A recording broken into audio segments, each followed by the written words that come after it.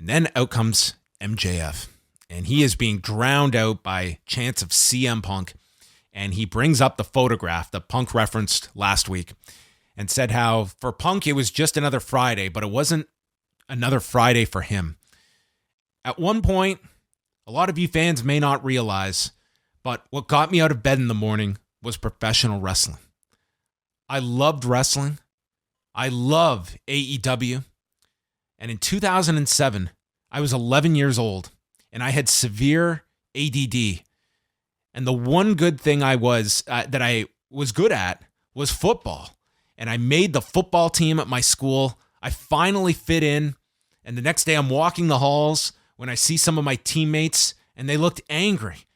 And they all had rolls of quarters and proceeded to throw them at me as hard as they could. And then mocking him for being Jewish and got him to cry. And he went home and he cried. But then he realized it's Friday and I get to go meet my hero, CM Punk, tonight. And he made a promise after he met CM Punk at that autograph signing that he would be just like him and become the best in the world. And then we go to December of 2013. MJF has gotten bigger. He's gotten stronger. He's got football scholarships, but all he wants to do is be a pro wrestler. He studies tapes. He practices promos in the mirror for hours and hours. And 1 month later, January 2014, you leave me. I went to college. I quit on my dreams. I buried my happiness until one day, seeing a photo of you shaking Bryan Danielson's hand on Instagram. And I was livid that you left. And I promised that I was now going to become the best in the world in spite of you, Punk.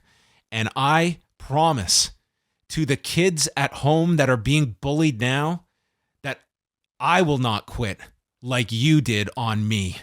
I will fight you, Punk, in this dog collar match, but I will not quit because then I would be no better than you.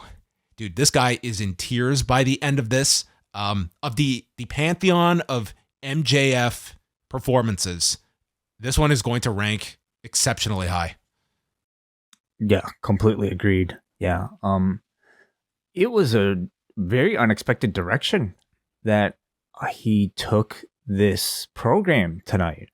You know, we're so used to MJF, of course, coming out and cutting scathing promos on the city that he's wrestling in or his opponents. He came out here and basically gave us, you know, if this was your first episode watching Dynamite and you hadn't seen MJF before, you would think that he was the biggest babyface on this show because it was incredibly captivating and incredibly sympathetic.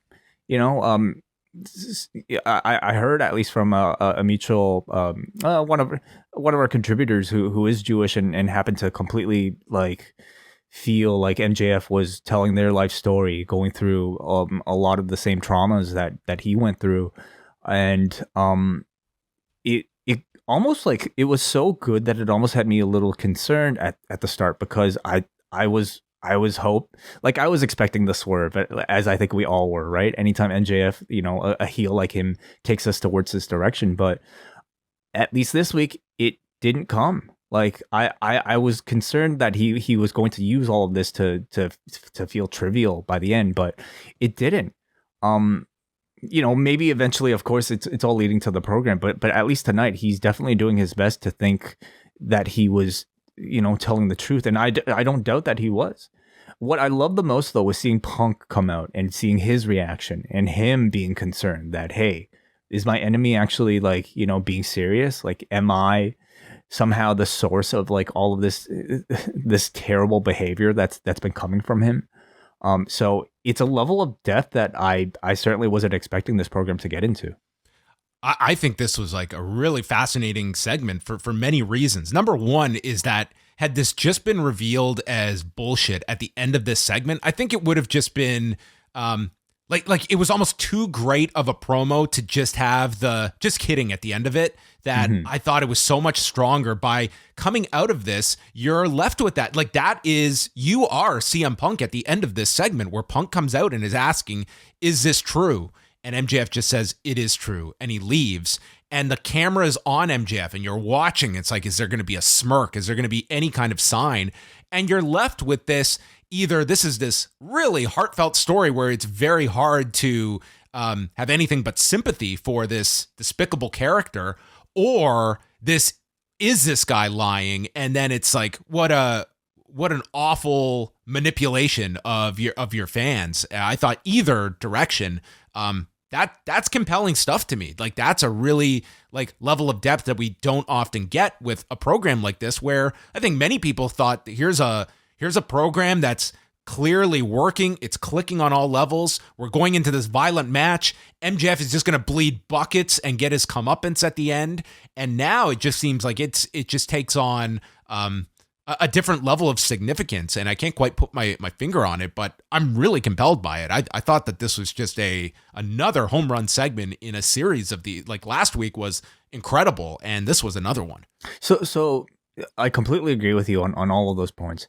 How do you think they'll follow up on this?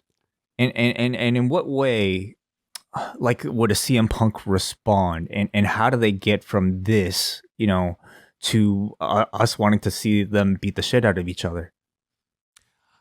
Yeah, I think for certain, like, next week has to be like a Punk promo, and it can't be last week's promo that's just promising violence on this individual. Like, it has to be, I think Punk almost has to be in the role of this guy that is taking this person at their word, even though all his past actions should be the opposite of it.